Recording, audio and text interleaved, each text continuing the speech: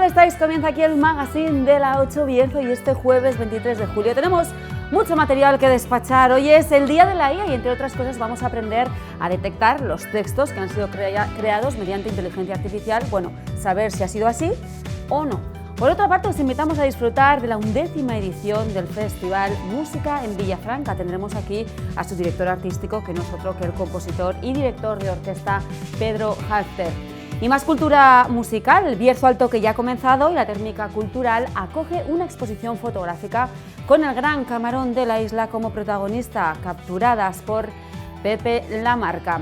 Y los jueves aprendemos también sobre fauna y flora con Miguel Ángel Pérez en Naturaleza para Todos. Antes de nada, vamos con la oportunidades de mañana. Paraguayos a 1,49 € el kilo. Venga, Gadis, el precio no es un problema. Mañana, paraguayo, kilo, 1,49 €.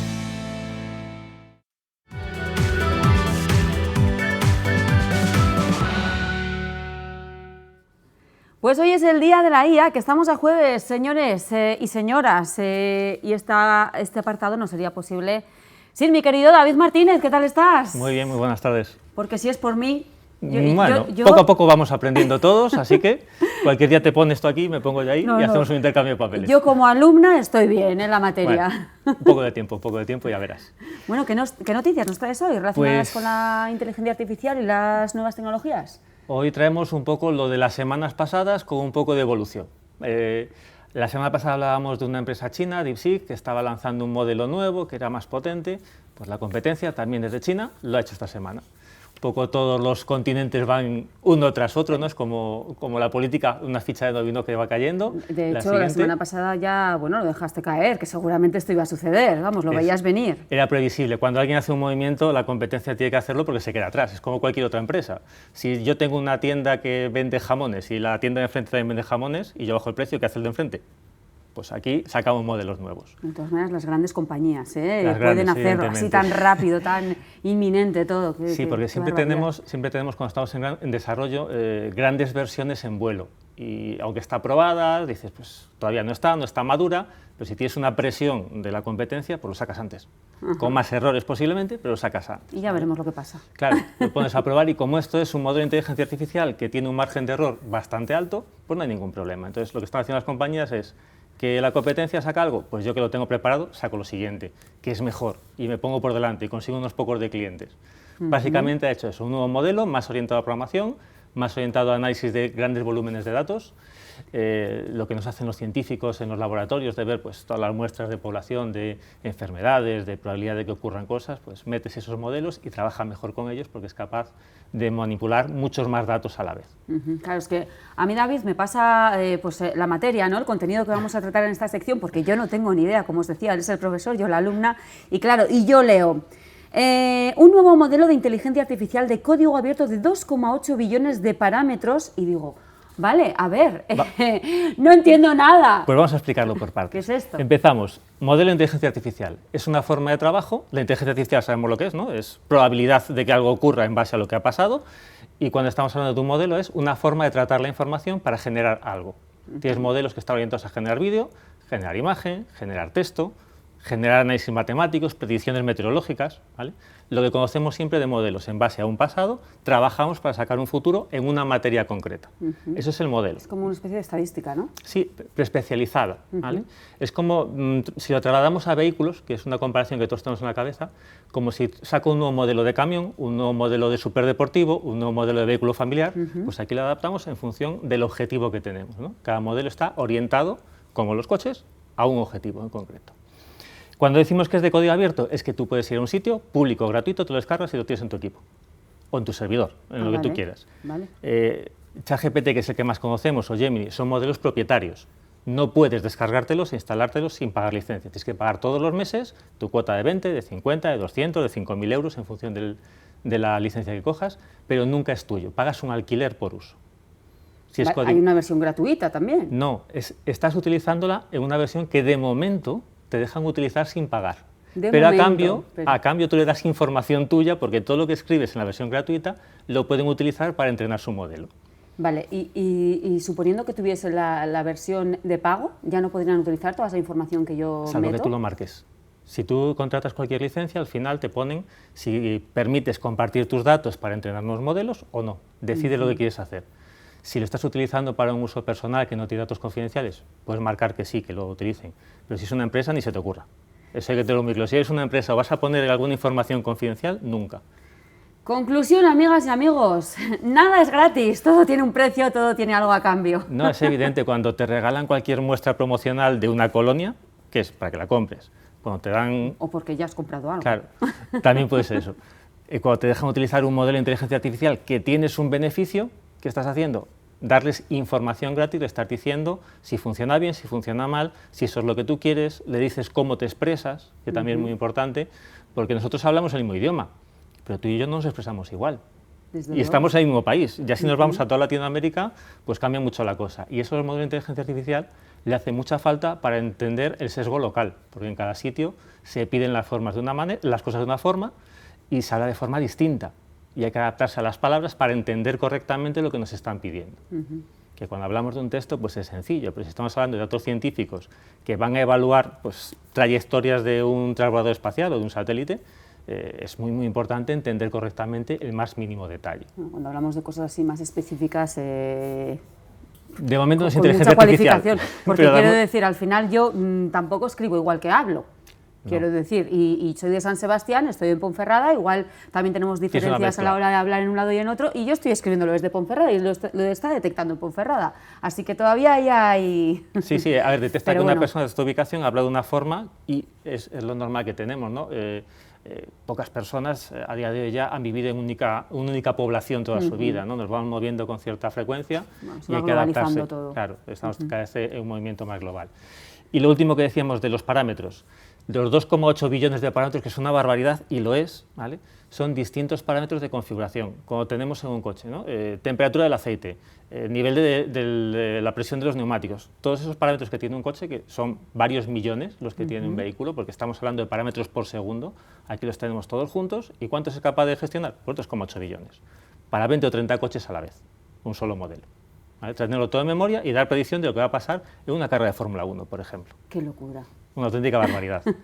De hecho, nos cuesta mucho el 2,8 billones ponerlo. Son 2,8 billones, que siempre lo pongo mal, no me doy cuenta, porque es en numeración americana. Son miles de millones. 2,8 mil millones de parámetros. Porque su billón son nuestros 1.000 millones. Ah, vale. Es un tema de nomenclatura entre continentes, que es diferente. Vale. Bueno, pues tenemos más noticias, ¿no? Tenemos más noticias y también de otro producto que hemos hablado mucho. Hablamos hace un par de semanas, creo que fue, sobre Notebook LM, pues ya ha desaparecido con ese nombre, pero no ha cambiado el producto.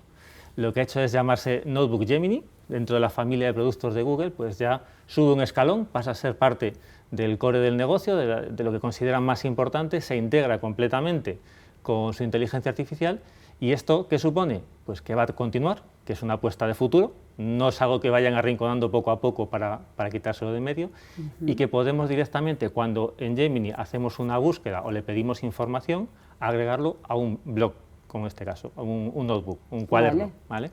De tal manera que si estoy buscando información sobre el Castillo de los Templarios, poco a poco, con todas las cuestiones que me va resolviendo, lo voy agregando, y al final tengo toda la información completa. O sea que, bueno, hay añadidos, ¿no?, a lo que sería el notebook, pero sobre todo es una cuestión de marketing, ¿no?, de cambiarle ese nombre, esa nomenclatura. La cuestión de marketing es importante porque supone que va a continuar. Sí, claro, ¿vale? Ahora mismo extraemos conclusiones de ese movimiento de marketing. Tenemos muchos productos en todas las grandes compañías que salen y desaparecen al cabo de 2 años porque no es lo que ellos querían o no pueden encajarlo con el resto de productos de la gama. En este caso nos asegura que podemos trabajar con él porque va a tener una continuidad a medio y largo plazo. En este sector hablamos de 3 años, ¿vale? Cuando hablamos de medio y largo plazo, tampoco... Ya me parece mucho, ya me parece mucho. Tampoco vamos a ser muy generosos en el tiempo. Y la parte importante que tiene por dentro es que está integrado con todo lo demás. Es decir, que si yo estoy diciéndole al Notebook LM antiguo, ahora con Gemini, que mire mis correos para completar la información o busque en mi disco de Drive los apuntes de mi asignatura de historia que hablan del Castillo de los Templarios, es capaz de integrarlo todo junto, de una forma mucho más sencilla, sin tener que ir a buscar, decir, ¿dónde guardé yo esto que hablaba sobre la época en la que los templarios construyeron el castillo? no sé dónde lo tengo, pero lo tengo en algún sitio, se encarga automáticamente de localizarlo y de integrarlo en tu cuaderno para que tú puedas luego trabajar con esa información. A nivel operativo es la única ventaja que nos aporta, que ya se integra con el resto de productos que tiene Google y de esa manera pues no tenemos que recordar dónde hemos guardado las cosas. En cualquier caso, les ha gustado este cambio, lo que quiere decir es que les ha gustado ese notebook, les ha funcionado bien, sí. Han dicho, bueno, vamos añadiendo mejoras, que creo que eso va a ser continuo, ¿no? En este, sí, en este sector los movimientos, los cambios son continuos, ¿no? Para mejorar, sí, en este caso además pero lo mantienen, eso es que les ha gustado. Hablamos de un producto que ya lleva 4 años en el mercado, o sea, ya es bastante tiempo, que ya es una versión disponible para todos los usuarios, no en betas privadas. Tiene un recorrido y ya llega al punto de decir o crecemos o morimos, ¿no? No hay mucho más camino en este sentido. Y a crecer. Y han seguido tirar para adelante. Bueno, pues vamos ahora con nuestro apartado dedicado bueno, pues al negocio y también aula inteligente, lo vamos a juntar todo esta vez, sí, ¿no? Esta vez lo juntamos porque nos sirve para lo mismo. Para todo. Claro, es un producto que es un poco peculiar, que es Fireflies. Igual conocéis algunos otro producto que se llama Otter, que fue muy famoso en la época de... No. Bueno, pues Otter fue muy famoso... Es que me da la risa porque yo no estoy nada puesta. Por videoconferencias. Cuando hacíamos una videoconferencia siempre metíamos ahí a una personita que no aparecía, que era un robot, que se llamaba Otter, que nos hacía una transcripción del texto. Fue el primero que estuvo disponible para Meet, para Zoom, para todas las plataformas, para Teams, todas las plataformas que teníamos de videoconferencias y de reuniones virtuales. Fireflies hace lo mismo, pero es gratuito, con una capa que nos permite trabajar con ello, no como Otter, que cuando vieron que funcionaba, pues empezaron a cobrar. Es evidente, es una empresa y todas las empresas tienen el objetivo de ganar dinero, ¿no? En este caso, Fireflies está mucho más atrás en la evolución, es un producto que trabaja con una parte de la comunidad, que pretenden sacar una versión gratuita para siempre, ¿vale? Y lo que nos ofrecen pues, son estos 400 minutos al mes en reuniones de hasta 2 horas, que si lo traducimos a la empresa son reuniones normales con clientes, y si nos vamos a una formación de un estudiante, pues estos cursos de verano que tenemos ahora, que casi todos los hacemos online ya, casi nunca vamos presencialmente a los cursos de verano, lo hacemos cada uno desde nuestra casa o desde la playa, el que tiene más suerte, pues poder grabar esas sesiones y luego trabajar con toda esa información en texto y en vídeo, lo metemos a la herramienta anterior, a Gemini Notebook Media, ¿no? Ha cambiado de nombre, hay que acordarse, y desde ahí pues sacamos las conclusiones de lo que nos han dicho en clase, de lo que nos quieren resaltar como más importante, nos hacemos unos resúmenes, unos cuestionarios, lo que necesitemos. O sea que jugamos con las dos herramientas, ¿no? Claro, lo ideal sería utilizar las dos. En principio Fireflies, ¿o cómo es? Sí, Fireflies. Lo que hace es transcribir toda esa información que nos están dando, bueno, entiendo que es mediante ordenador. Mediante inteligencia artificial, ¿no? Nos está diciendo que nos hace una transcripción literal, que eso ya lo hacíamos hace mucho tiempo. Pero tiene que ser algo que está siendo online, ¿no? Claro, pero también te puedes grabar a ti. ¿También a ti mismo? Sí, te puedes grabar con un micrófono, pasarlo por aquí y que te diga, pues, lo típico de hacer las entrevistas en la calle, de qué ha hablado esta persona, para sacar un titular rápido que no me acuerdo porque fue una entrevista de 2 horas, ¿vale? Aprovechamos el máximo de tiempo. Pero eso sería ya utilizando el no, todavía Gemini no. Notebook. Ah, ¿no? Con Fireflies puedes decirle que te dé ¿No es una transcripción literal? Transcripción literal, pero puntos más importantes, un resumen y si quieres algún detalle de lo que se habló. No te sirve para estudiar la clase, pero sí para extraer un poco de la información más relevante. Oye, pues está muy bien, ¿no? Gratuito. Claro. 400 minutos no es que nos permita todos, son poco más de 6 horas, ¿vale? 6 horas y media más o menos.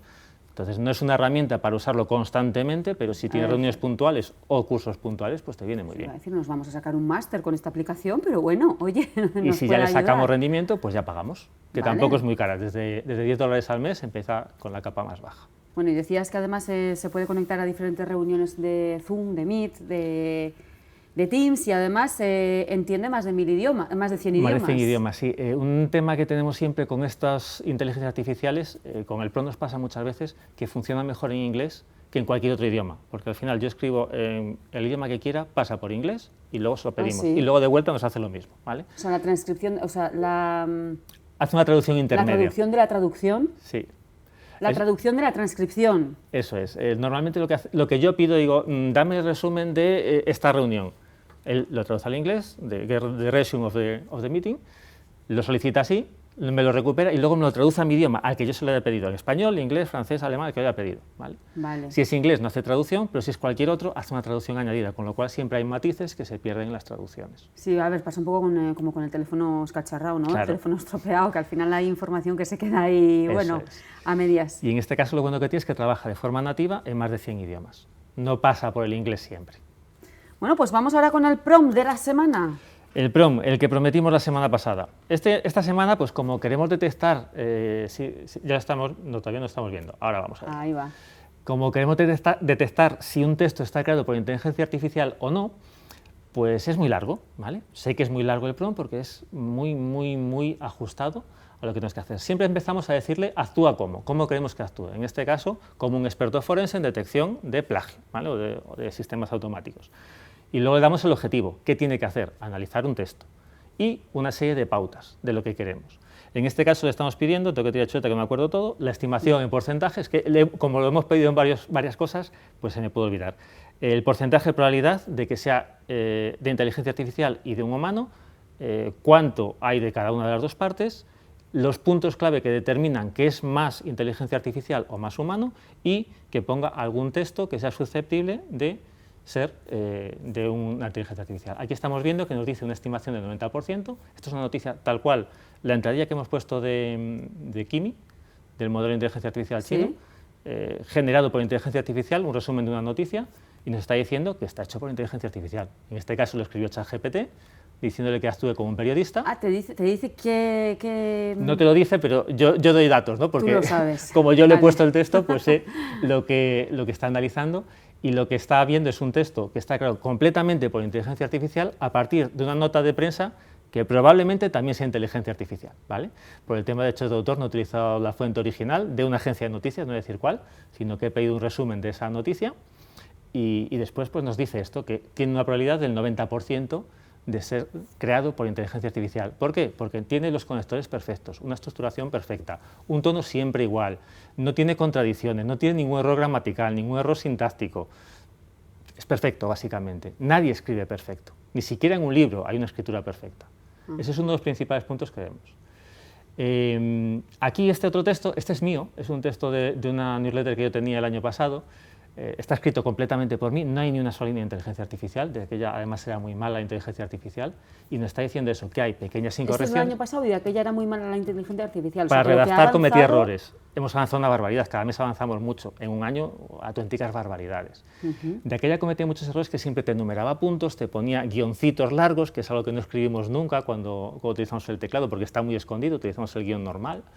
Te pone siempre, en resumen, en conclusión, son siempre los mismos conectores en aquella época, ¿vale? Entonces, no está en nada escrito con inteligencia artificial y simplemente va leyendo todo lo que hay y dice, esto es de un humano, claramente un humano. Tiene un par de fórmulas que pueden ser de inteligencia artificial o copiadas de argumentos de venta, pero está escrito por un humano. Entonces, aquí vemos que con este prompt tan largo que hemos puesto, que le hemos pedido que nos analice un montón de parámetros de nuestro texto, determina con una probabilidad de acierto muy alta, ahí lo tenemos que es casi media hoja, con una probabilidad de acierto muy alta, cuando el texto es original de un humano o está por inteligencia artificial. Si pusiéramos algún intermedio de inteligencia artificial y luego reescrito por un humano, detectaría algo parecido. El tono es siempre el mismo, no es ni positivo ni negativo, es muy neutro, muy aséptico, ¿vale? Que es lo habitual, salvo que indique lo contrario, y que no tiene errores gramaticales. Sobre todo se busca eso. Todos tenemos algún error. Esto de ser tan aséptico también incluye lo de que, bueno, esto que se suele decir, ¿no? La inteligencia artificial nunca va a poder ser como la mente humana porque no entiende de emociones. ¿Tiene algo que ver? Puede tener probabilidad de entender emociones, pero siempre va a ser la misma. Cuando yo escribo un texto corto, siempre es la misma. En inteligencia artificial. Cuando soy un humano, no, porque puedo hablar en positivo de una parte de la noticia, en negativo de otra y en neutro de otra tercera parte. En cambio, la inteligencia artificial siempre te va a escribir en el mismo. A día de hoy, también lo que decíamos, hace un año era un auténtico desastre lo que escribía la inteligencia artificial, hace 2 era pues casi para empezar a ver cómo funcionaba eso, y el año que viene pues escribiremos ya con distintas emociones a lo largo del texto y seguramente estos conectores cometa algún error para que parezca más natural, poco a poco va aprendiendo. Esas pruebas que hacemos, como en esta herramienta que he hecho yo, de forma gratuita, porque está con la capa gratuita de Gemini, la voy alimentando, le voy diciendo a Gemini cómo escribe un humano, cómo se dice, cómo no se dice, y va aprendiendo, y cada vez va a escribir más como los humanos. Se va a parecer más a lo que hacemos nosotros y menos a lo que hacen las máquinas. Con lo cual, en 2 o 3 años nos va a costar mucho más. A día de hoy tenemos herramientas para saber si la inteligencia artificial escribe o escribe un humano, pero en un par de años, ¿quién lo sabe? ¿Quién sabe ¿Quién sabe lo que va a pasar en un par de años o antes? Yo qué sé. Muchísimas gracias, David. Como siempre, Muchas muy gracias. interesante todo esto que nos traes. Aprendemos muchísimo contigo. Y te vemos la semana que viene, otra vez, en el Día Nos de la vemos. IA. Nos vemos El en 7 jueves. días. Puntual, ¿eh? No nos falles. A las 4:10. A las 4:10. Bueno, pues nos vamos ahora hasta Favero, hasta la Residencia San Nicolás.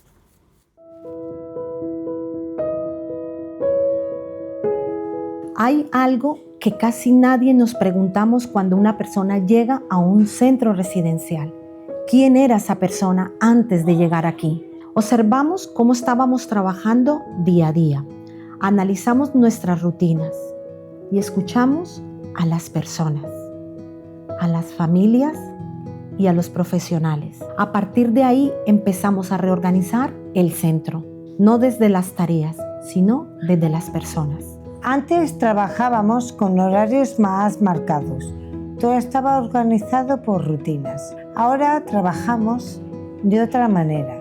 Nos paramos más a escuchar a la persona, a saber qué les gusta, sus preferencias. Creemos que el residente tiene que tomar la residencia como si fuese su propio hogar. No solo debe ser bien atendido, sino que creemos que tiene que ser un lugar donde sigan con sus propias rutinas, sus propias referencias y el estilo de vida o lo más parecido posible al que tenían antes. En el Centro Residencial San Nicolás de Favero decidimos cambiar el punto de partida. Ya no es hacer por hacer, es cuidar con sentido.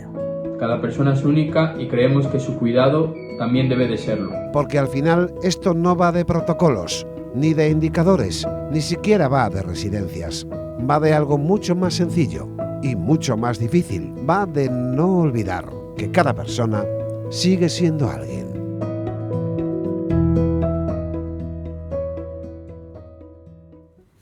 Bueno, hay artistas que sobreviven al paso del tiempo, incluso a la muerte, y acaban siendo, bueno, formando parte de la historia. Si hablamos de flamenco, hay un nombre concreto que ha ido pasando de generación en generación. Es el gran Camarón de la Isla. Su voz, su talento, su forma de entender la música marcaron un antes y un después. Dejó un legado inmenso en el arte flamenco, y parte de ese legado lo podemos ver ahora de una manera muy especial en la Térmica Cultural, en forma de exposición.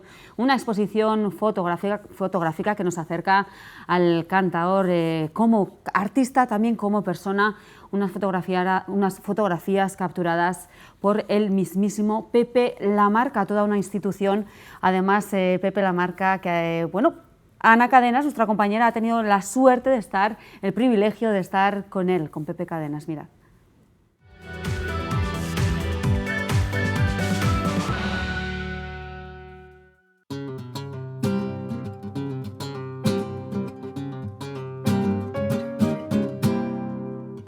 Estamos hoy en el 75 aniversario de la exposición de Camarón con Pepe Lamarca. Bueno, usted es el fotógrafo más conocido en el ámbito del flamenco, uno de los más conocidos, de los más grandes, pero comenzó como corresponsal. ¿Cómo dio ese salto a la fotografía? Porque yo tenía que ser corresponsal en lo que se llamaba el movimiento obrero. ¿Cómo sabes eso? Y entonces yo iba a las asambleas y tomaba nota y la mandaba a la redacción. Y después me daba cuenta, cuando volvía por los sindicatos y eso, me hacían una cantidad de reproches. Y yo dije, yo mandé la información de lo que yo oí, que el diario, por un problema de ideologías, haya cambiado las cosas. Entonces me harté de eso, de enemistarme, de que se tergiverse lo que yo hago. Yo dije, mira, las imágenes es difícil cambiar. Bueno, ahora hay esa cosa horrible de la inteligencia artificial, ¿no? Pero la imagen en general es más difícil de distorsionar. Ahora no. Ahora se puede hacer cualquier mierda con la imagen, ¿no? Y entonces me empecé a dedicar a la fotografía dentro de lo mismo que yo estaba haciendo, pero ya al servicio de una serie de sindicatos, ¿no? Para las oficinas de prensa de distintos sindicatos. Yo tenía un jefe y entonces se hacía lo de la asamblea, yo hacía las imágenes que ellos querían que se hagan Entonces ahí empecé a hacer, y estando haciendo eso, hice una serie de trabajos insalubres y ese tipo de actividad que seguramente me preguntarás, ¿no? ¿Qué tenía el flamenco que le atrapó para dedicarle tantos años de su vida?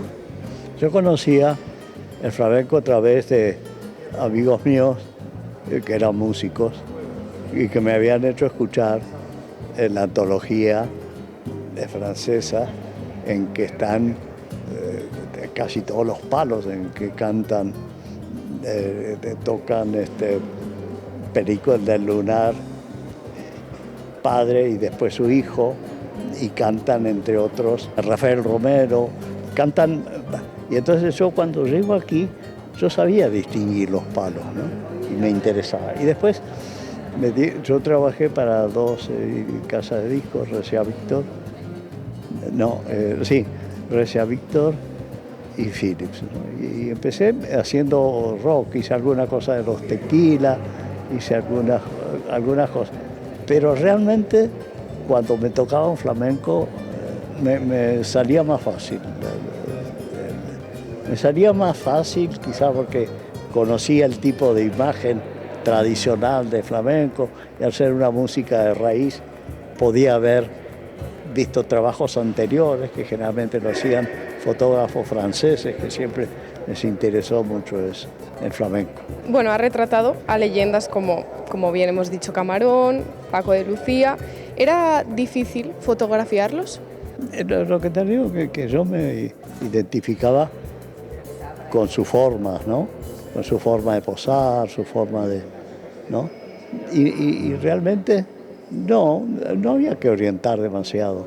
Yo me acuerdo una serie de fotografías que le hice a Rafael Romero, el Gallina, un gran cantador de Jaén. Cuando terminé y fui a elegir, porque hay que elegir una, dos, me costaba muchísimo, porque cada vez que oía el disparo, cambiaba de pose. Yo trabajé para el Teatro Clásico cuando lo dirigía Adolfo Marsillac y me resultaba más difícil, curiosamente, fotografiar a actores que a músicos flamencos. Esta será solo una de la selección de las cientos de fotografías que tengas, ¿no? No, esto fue una selección del trabajo de color, que había poco editado y salvo, como te digo, las que se usaron para la tapa de disco, que creo que no hay ninguna, sino lo que rodeaba esas tomas, ¿no? Y la que hay de blanco y negro fueron hechas con el mismo fin. ¿Y qué recuerda de la primera vez que fotografió a Camarón? Que vino con el padre de Paco de Lucía, que me hizo hacer una serie de fotos de traje negro, camisa blanca, y él cuando vio, muy clásica, y él cuando vio que yo ya había hecho lo que le pareció suficiente, dijo, bueno, yo he terminado, tengo que hacer otras cosas, y se fue. Entonces me hizo gracia, porque en ese momento se sacaron el traje y estaban los dos con camisa blanca. Y entonces, esa foto que está por ahí, que están yo le di a Paco una camisa oscura para que se distingan, ¿no? Y nada, y empezamos a fotografiar, ellos ya estaban relajados, muy relajados, y yo también, y las fotos fueron más sueltas. Pero con el tiempo las fotos del padre cogieron un valor de la elegancia que él había planteado, ¿no? ¿Qué cree que sigue haciendo único a Camarón 75 años después de su nacimiento? Para mí el fenómeno de Camarón es como haber sido fotógrafo de Gardel. En Gardel hay una cosa que se dice, murió hace miles de años, y se dice cada día canta mejor. Camarón se murió, pero yo escucho, y de golpe escuchás a Camarón y te parece, te produce una emoción distinta, ¿no? Cada día canta mejor. Se le puede aplicar esa frase que se dice de Gardel, ¿no? ¿Con qué otros artistas que hayas trabajado te han marcado? No, te hablé de Pepa Flores, Antonio Gades, he fotografiado a directores de teatro y de cine. ¿Y cree que hay alguna persona que se haya quedado sin fotografiar que le gustaría haberlo hecho? Me gustaría tener un buen retrato de una cantadora gitana de Extremeña que se llama La Caíta. Me encanta su cara, su expresión. Me hubiera, hay varios, haber fotografiado a Bambino.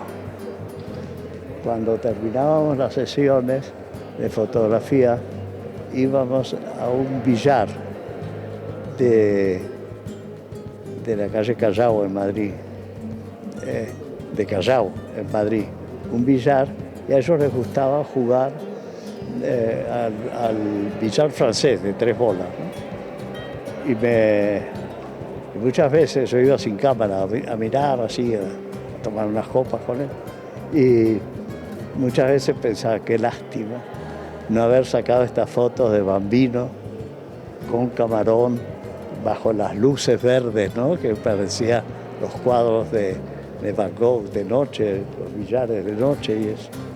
Esas fotos las tengo en la cabeza, pero no las hice, ¿no? Bueno, pues muchas gracias por tu tiempo y por dedicarnos este tiempo.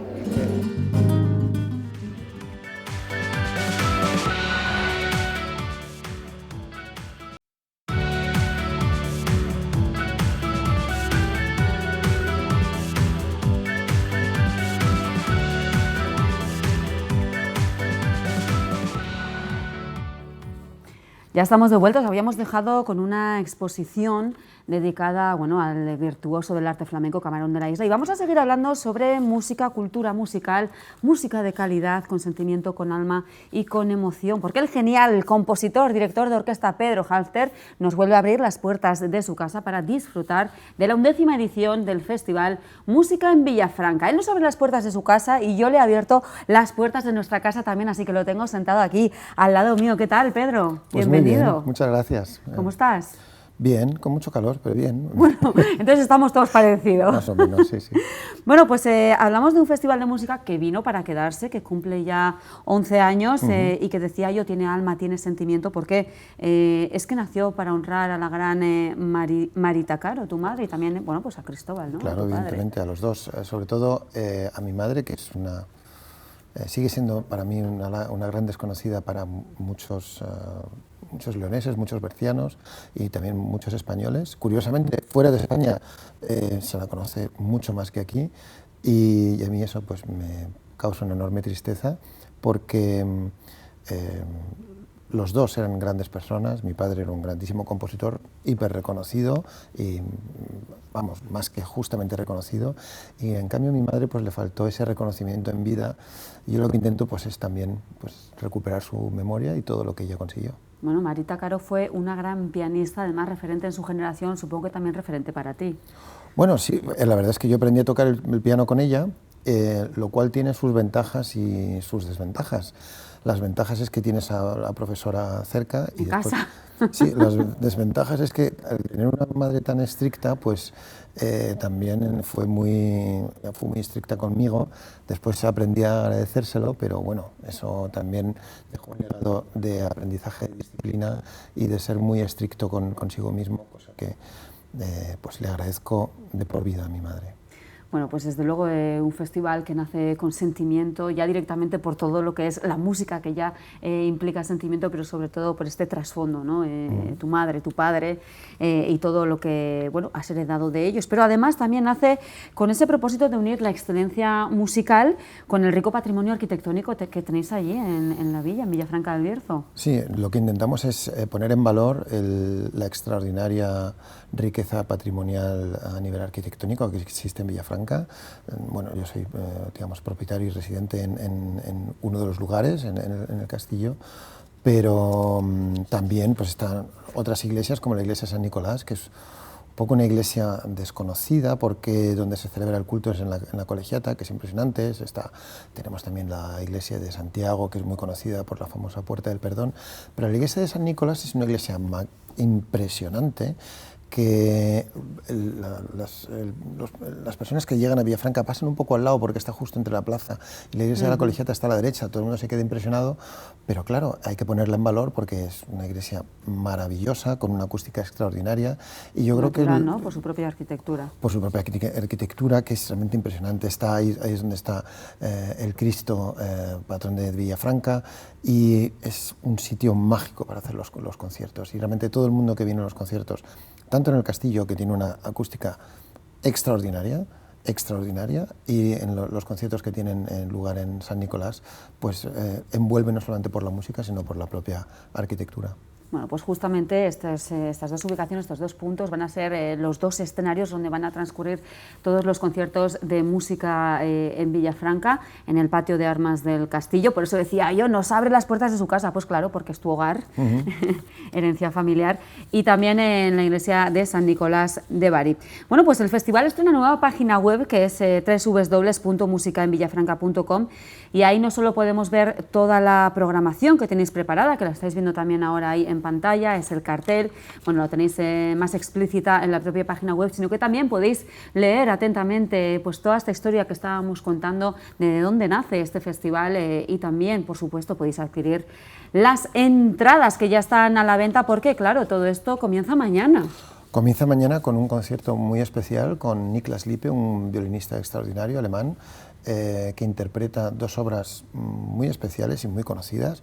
Una es una versión del concierto violín de Mendelssohn, una de las melodías iniciales de los conciertos más bonitas que existen, y después una adaptación de las variaciones Goldberg, que es una obra muy especial dentro de lo que es la historia del festival, transcritas para cuarteto y violín solista, que es realmente una transcripción maravillosa, que además la ha grabado el propio Niklas Lippe, y alguna sorpresa más que mantenemos dentro del concierto.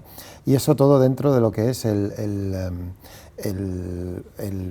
patio del castillo, que estamos adecuándolo, además con una iluminación especial, que es a la luz de las velas, que quiero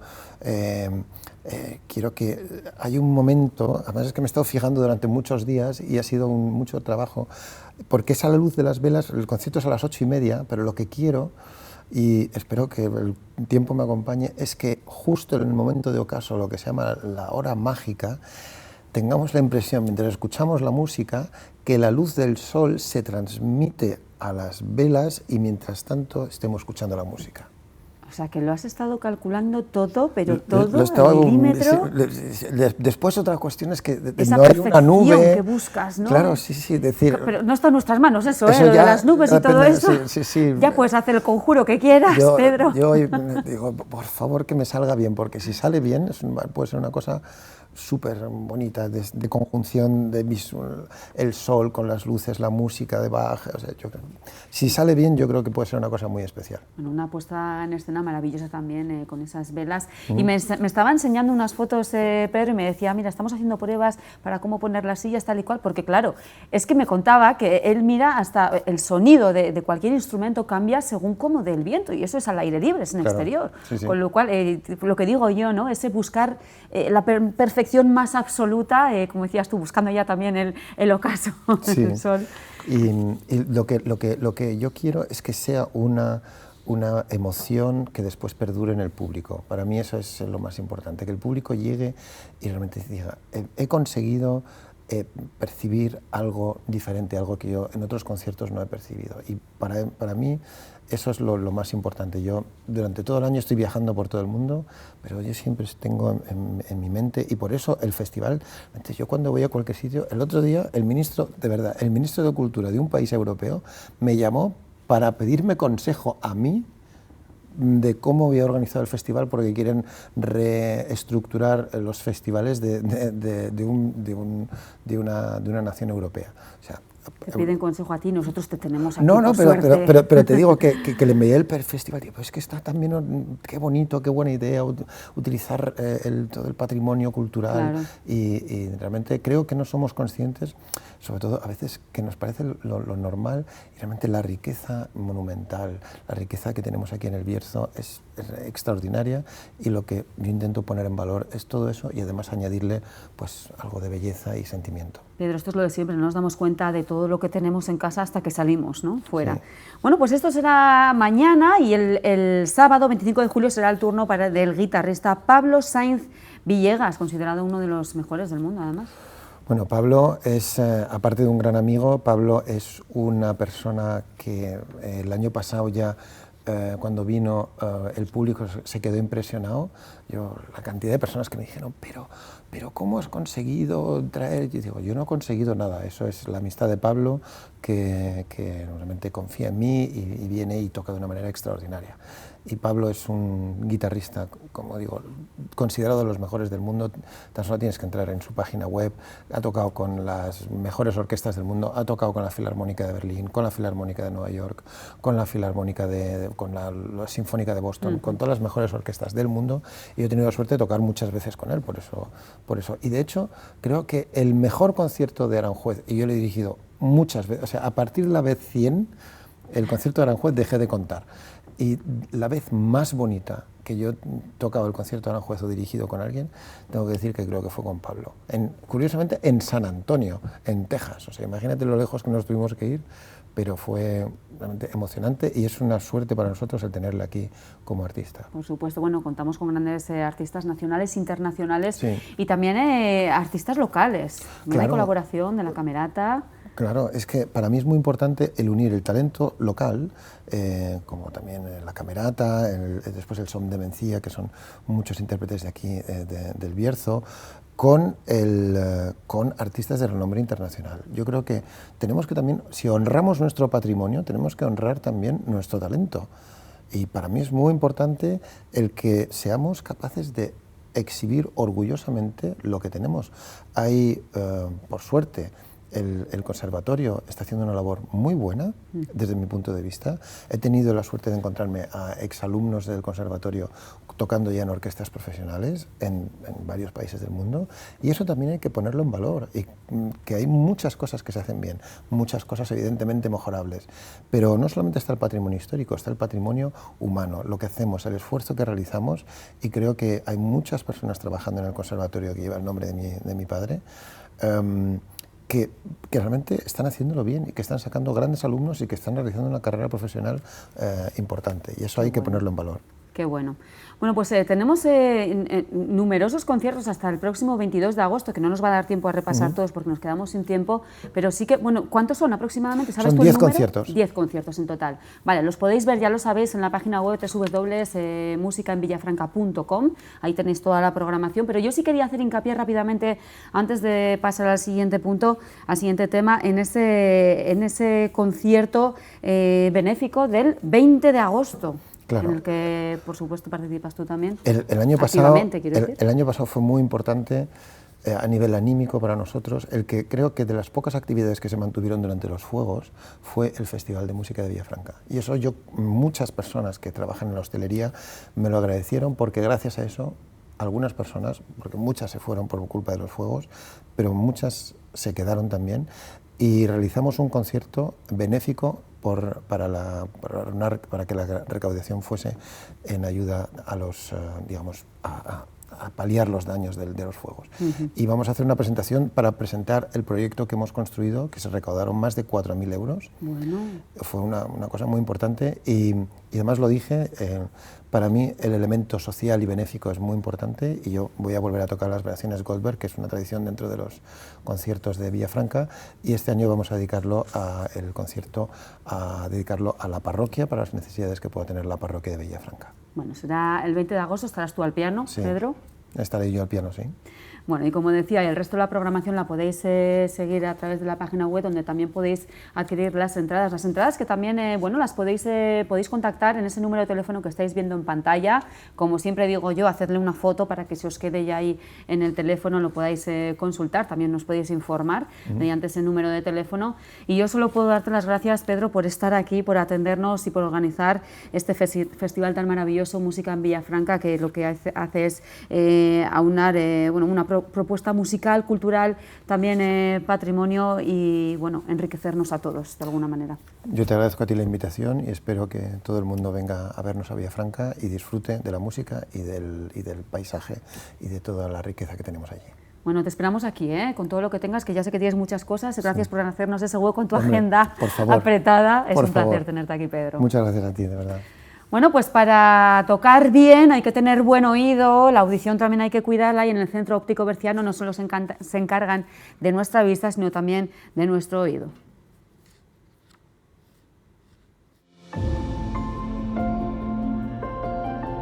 Desde el Centro Óptico Berciano queremos comunicar que después de 40 años adaptando audífonos, hemos dado un paso más. El servicio de audiología de Centro Óptico Berciano ha pasado a integrarse a la red nacional Aural, pioneros en audiología en nuestro país. Esto supone un reconocimiento a nuestro compromiso con el buen hacer y con el trato al hipoacúsico personas con déficit auditivo.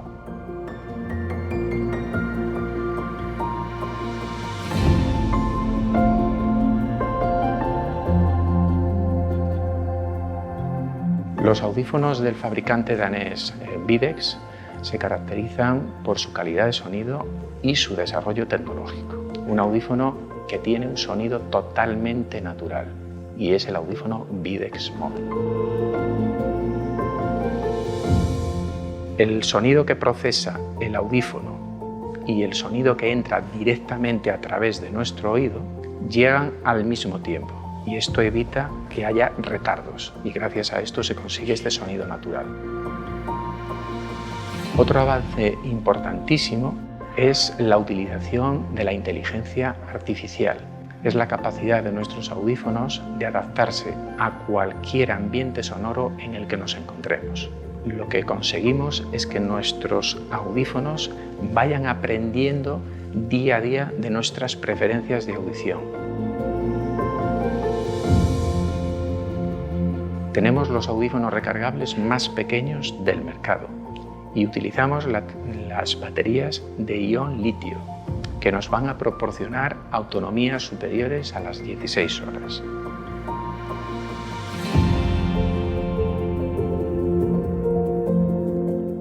Además de esto, nuestros audífonos disponen de conectividad directa, de tal forma que vamos a oír directamente en nuestros audífonos el sonido de la televisión o el sonido de nuestro móvil.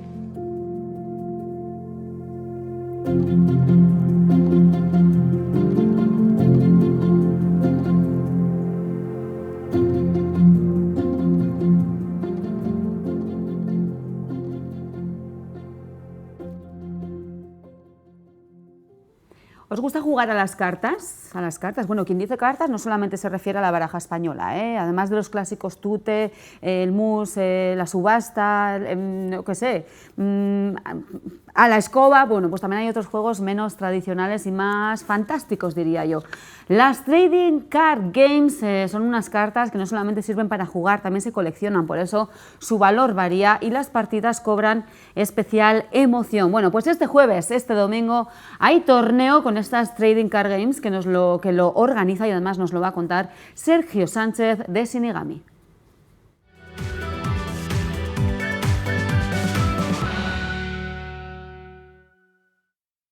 Los juegos de cartas coleccionables TCG son una categoría popular de juegos que permite a los jugadores coleccionar, intercambiar y competir con cartas únicas.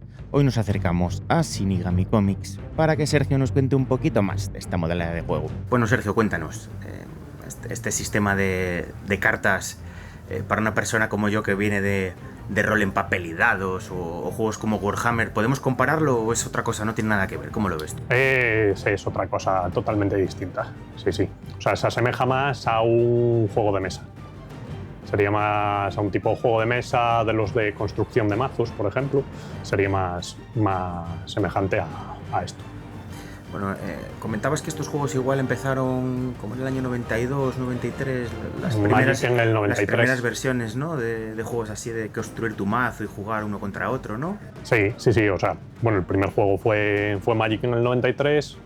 También salió en ese año el de cartas de Pokémon y un par de años después el de Yu-Gi-Oh, que son como los 3 juegos pilares del TCG. ¿Cómo nos explicarías cómo se juega? Porque lo habitual es 1 contra 1, ¿no? Explícanos un poco el proceso, ¿no? De cómo consigues las cartas, cómo te construyes tu mazo para jugar. Cuéntanos un poco. A ver, en todos, al ser un trading card, son coleccionables, ¿vale? O sea, al final la colección la puedes hacer... Antes se hacía pues comprando sobres, porque no había internet ni había nada, entonces lo único que podías hacer era comprar sobres para conseguir la colección. Ahora sí que hay páginas dedicadas a la compra y venta de cartas específicas. Bueno, o sea, todos sabemos y conocemos cuando sale una noticia de esas, ¿no? Se ha vendido una carta por no sé cuánta cantidad de dinero. Sí. A ver, de eso ahora mismo, claro, lo que ha hecho, por ejemplo, Magic en los sobres de coleccionista y tal, es meter cartas seriadas, ¿vale? O sea, con un número grabado de, pues, número 1 de 500 unidades, que es en todo el mundo. Entonces, esas cartas al final, al ser tan limitadas, aunque no sean buenas para el juego, son prácticamente simplemente para coleccionar, ¿vale? O sea, esas cartas no es el mercado para un jugador habitual.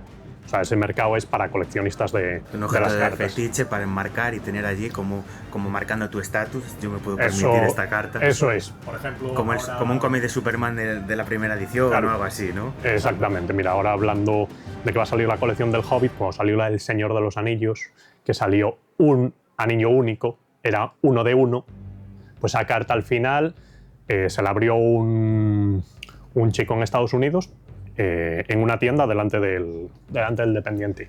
Y el dependiente de esa tienda le ofreció en el mismo momento que se la abrió $1 millón, ¿vale? Al final la sacó a subasta y la subastó rápido y la vendió por 2 millones. Y ahora mismo, no sé si el que la compró la estaba vendiendo y ya andaba pues, por 5 o 6 millones de dólares, para que te hagas una idea. Bueno, nos comentas eso. Va a salir ahora una edición nueva del Hobbit de Magic, ¿no? Eso es. Ahora sale una colaboración de Magic con el Hobbit, que tendremos la presentación encima el día 13 de agosto a las 4 de la tarde, para quien se quiera apuntar. Y antes de hablar del torneo este de League of Legends, de la nueva baraja, ¿qué nos cuentas? Aquí, ¿qué juega la gente más aquí en el Bierzo? ¿Tú qué? Pues ahora mismo aquí en nuestra tienda está moviéndose la gente pues de Magic o de Yu-Gi-Oh y demás, de esos juegos a Riftbound. Ahora mismo la comunidad de Riftbound es la que más está creciendo. ¿Y el perfil del jugador? ¿Hay gente joven, gente mayor de toda la vida? ¿Hay un poco de todo? Hay un poquito de todo, sí. Sí. O sea, hay gente pues como yo, que llevo 25 años jugando a Magic, y luego hay gente pues de 18, 19, hay gente más. ¿Y dirías que es intergeneracional? Es decir, uno de 16 puede jugar con uno de 60, por ejemplo, y no pasa nada. Sí, no hay problema. Al final, bueno, la gente que viene de ahí, mucha ha entrado por el videojuego, por el League of Legends. Al final, como los personajes y todo lo que está construido en las cartas estas son en relación a los campeones y al videojuego ese, hay mucha gente que le llama la atención y viene a probar. Claro, porque bueno, League of Legends es uno de los juegos más conocidos en el mundillo, ¿no? Sobre todo de torneos y cosas, sí. Y han dado el salto a las cartas ahora. Eso es. El juego este, el Riftbound, empezó a finales de septiembre del año pasado. O sea, es un juego muy, muy nuevo, pero que está pegando muy fuerte. ¿Y la dinámica sería similar a lo que es un Magic, por ejemplo, o un Pokémon? Es diferente. Al final hay gente, o sea, desarrolladores del juego, algunos venían de Magic Entonces han hecho cositas para que sea un poquito diferente. Por ejemplo, en Magic, que te atasques del maná, de tierras y demás, en este no te puede pasar. Bueno, y cuéntanos entonces, porque al final el tema es que vais a realizar un torneo con unas cartas nuevas, ¿no? Eso es, mañana y el domingo tenemos presentación de la colección nueva de Vendetta. Mañana ya lo tenemos ocupado entero, pero si la gente quiere venir a ver cómo es, puede venir sin problema. Y el domingo, si alguien se quiere apuntar, pues hay plazas libres. ¿Y estaréis todo el día jugando? ¿Cómo van a ser? Cuéntanos. Toda la tarde, más o menos, porque las rondas suelen ser de 50 minutos.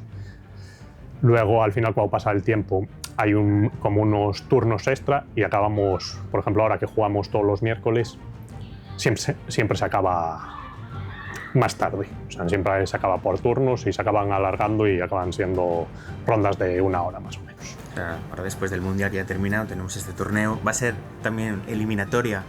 No, es sistema liguilla? suizo. Sí. Eso es, son rondas suizas. Vale, y muchas emociones va a haber aquí. La gente se pica, la gente, hay emoción, hay... A ver, bueno, siempre el competitivo siempre tiene la parte esa, pero al final es... Aquí hay siempre buen rollo. El proceso es... ¿La gente conoce sus cartas o es lo que le vaya a salir? No, aquí no. Aquí vas a la aventura, lo que te salga. Sí. Aquí todo el mundo... No viene la gente con su mazo. Aquí te abres esta cajita y aquí te viene un sobrecito con una leyenda y unas cartas de los colores de esa leyenda y luego 5 sobres para abrir y construir el mazo. Vale. ¿Cada sobre cuántas cartas tiene? Trae 14 cartas. 14 cartas y, bueno, un token.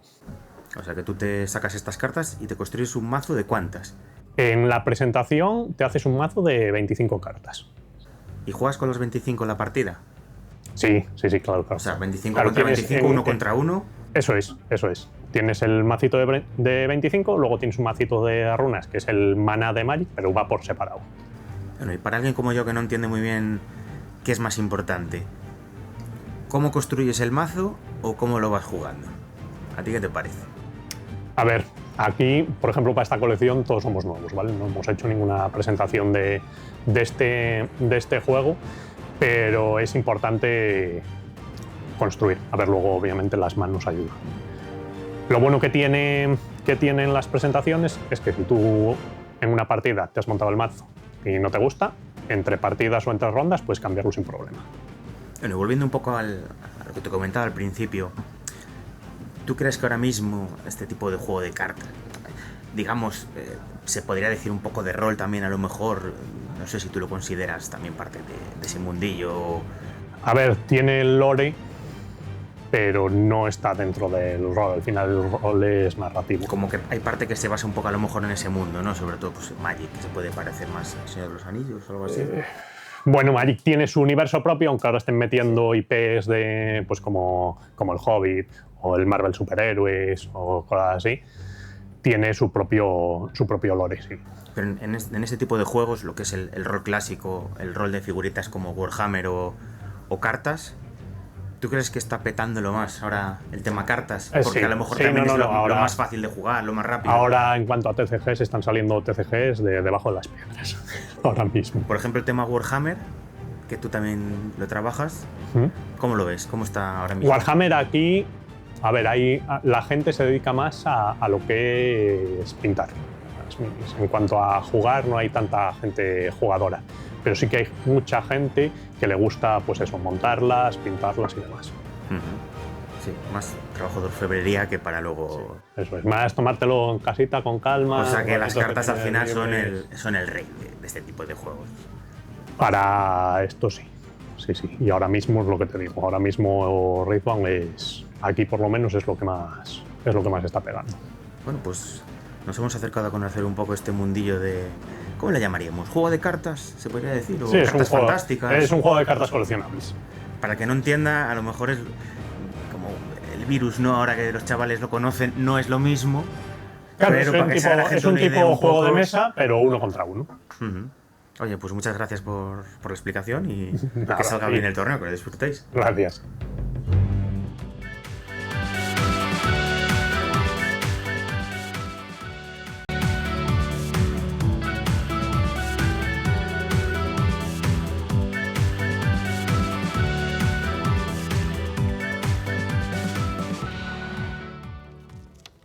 Ya estamos de vuelta y os cuento que hoy regresan las noches de cine de verano a Ponferrada. Ya sabéis que los jueves tenemos sesión de cine familiar al aire libre, cada jueves en un punto diferente de la ciudad, y hoy concretamente la cita es en las piscinas municipales El Plantío a partir de las 10:30 y la película, la que estáis viendo en pantalla ahora, Robot Salvaje.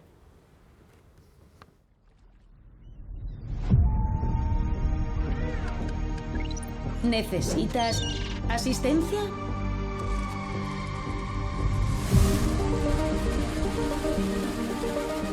Agresión detectada. Entiendo tu problema.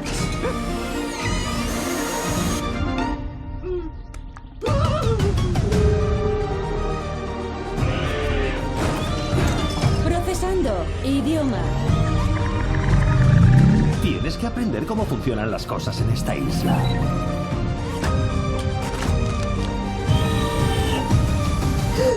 ¡Hola!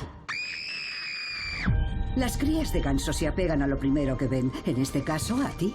Ahora eres su madre. No estoy programada para eso. Nadie lo está. Pero él necesita nadar y volar. Nadar es fácil. Le enseñaré como mi madre me enseñó a mí.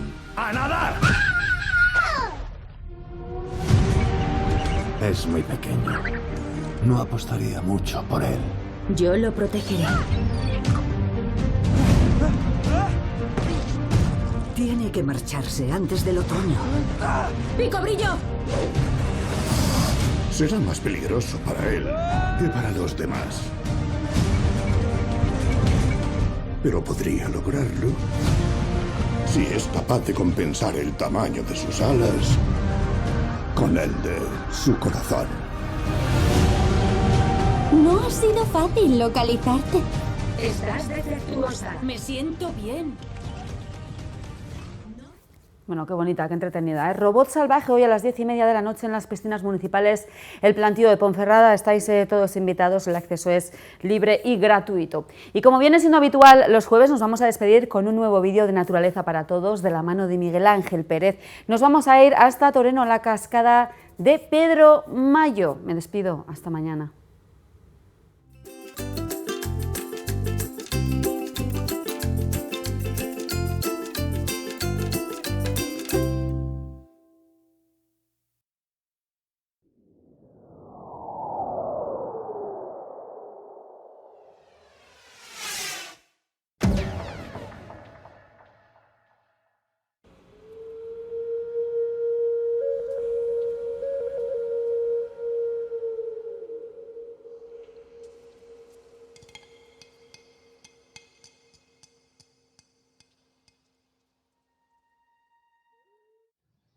Hola compañeros, compañeras.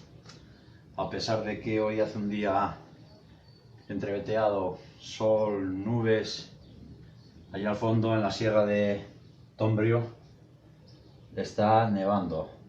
Para hoy daban la cota de nieve a unos 1000 metros, 700, 1000 metros por ahí, ¿no? Así que nada, hoy hemos decidido pues que vamos a ir a visitar la cascada que hay aquí en San Pedro Mayo, al lado, cerquita de Matarrosa del Sil. Vamos a mostrarosla, ¿no? Vamos a ir, pues, los de siempre. Mi compañero Miguel, Esther, no sé si vendrá, su mujer, y aquí el amigo cuadrúpedo, el Gomi. Luego os mostraremos poco a poco imágenes. Ya veréis qué rincón también más bonito.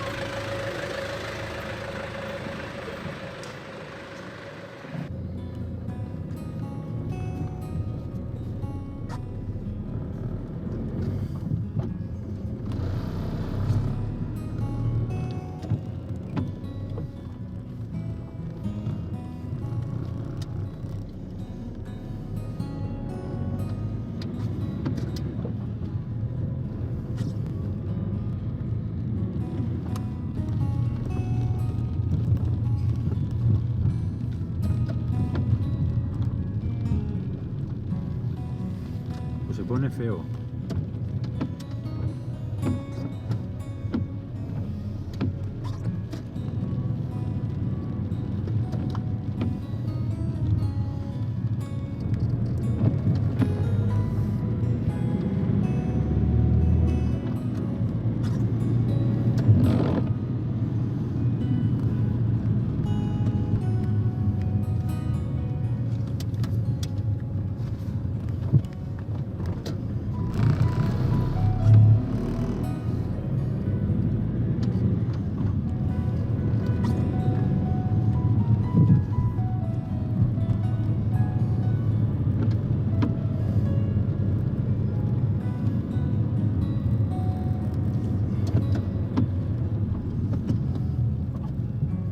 Dirección Librán.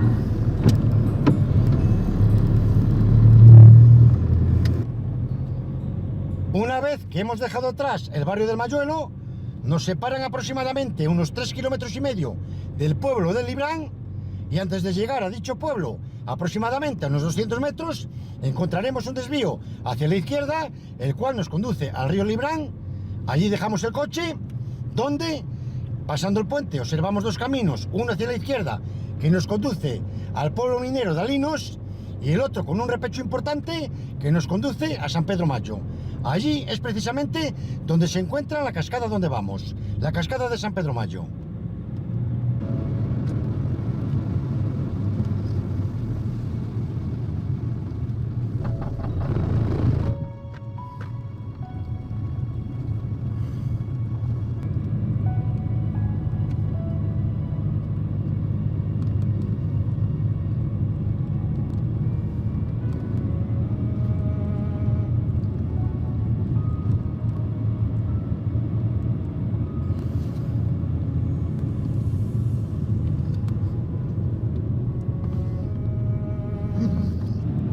Vaya cachapada de agua que baja. Da gusto.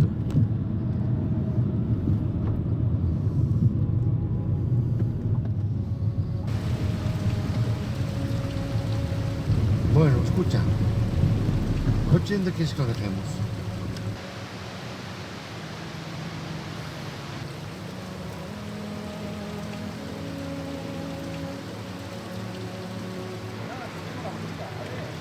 Una vez cruzado el puente del río Librán, iniciamos la ruta.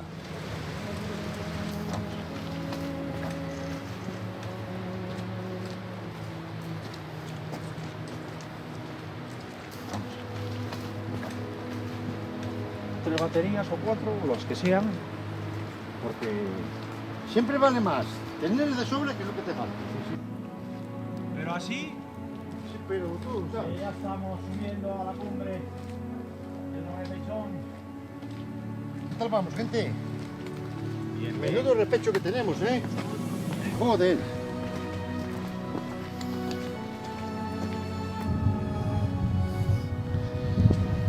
¿Qué tal, hombre? ¿Qué tal?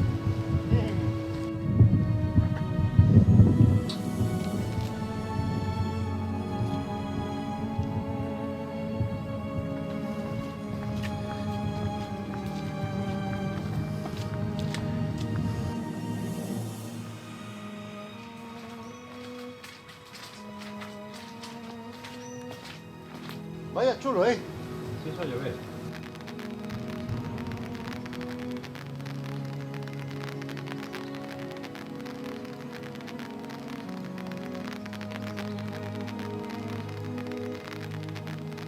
Seguimos dirección a la cascada. Justamente ahora mismo estamos pasando por el Soto de Castaños, conocido como el Paraje de Mayo. Hace muchos años aquí se situaba el pueblo, en plena Cañada Real, donde se dice que fue calzada romana.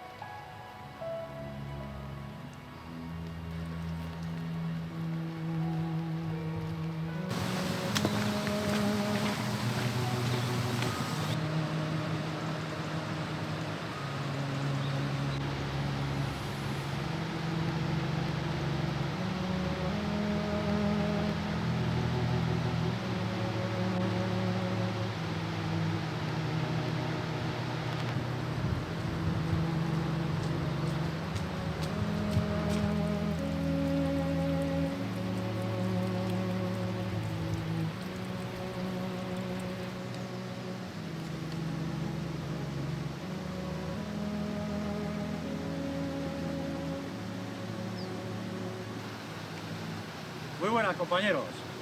Pues nada, una vez llegados a este punto, como podéis ver aquí a mis espaldas está el pilón, ¿no? Dejamos lo que es el camino principal que sube aquí a San Pedro Mayo, que está a 50 metros prácticamente. Dejamos ese camino, cogemos esta senda y a 100 metros está la cascada. Espectacular.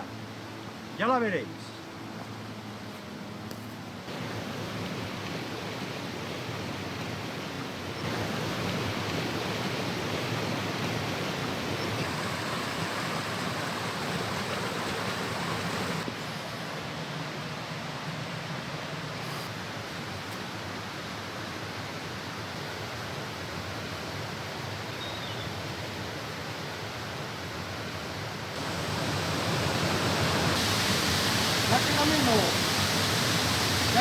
Está ahí al lado ya. Estamos llegando ya.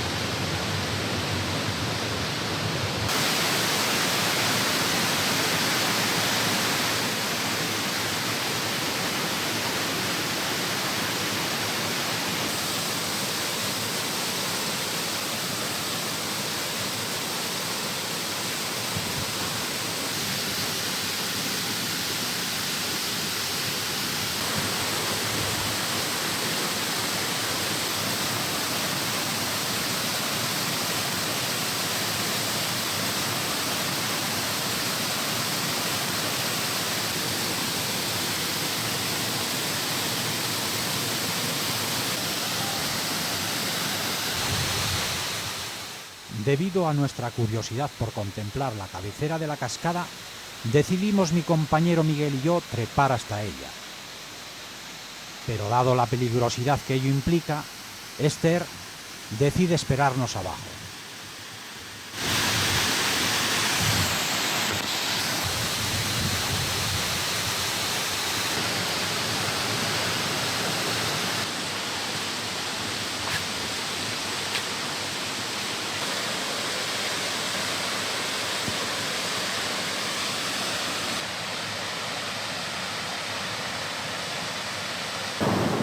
Con mucho cuidado nos situamos justamente en la cabecera del salto de agua. Desde aquí podemos observar el pequeño abedular que se encuentra a escasos metros de la cascada. Para bajar y encontrarnos de nuevo con Esther, decidimos dar un rodeo para evitar la peligrosidad que encierra la subida que hicimos. Así que decidimos dar un pequeño rodeo por el paraje de El Pico La Lastra.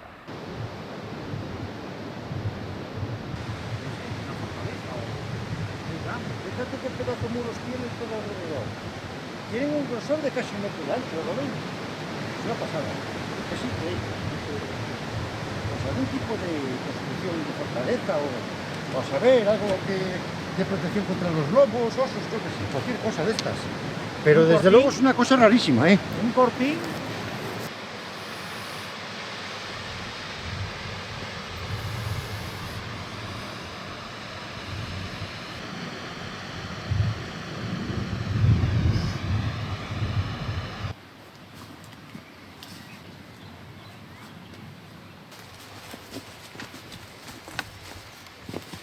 Vaya color que tiene esto más chulo, ¿eh? Este verde tan bonito que tiene.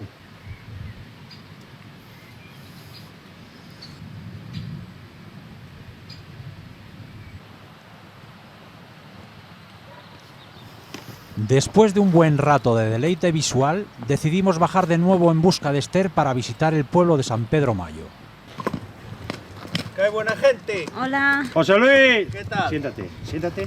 Vamos, ven, de aquí, vamos. Sienta.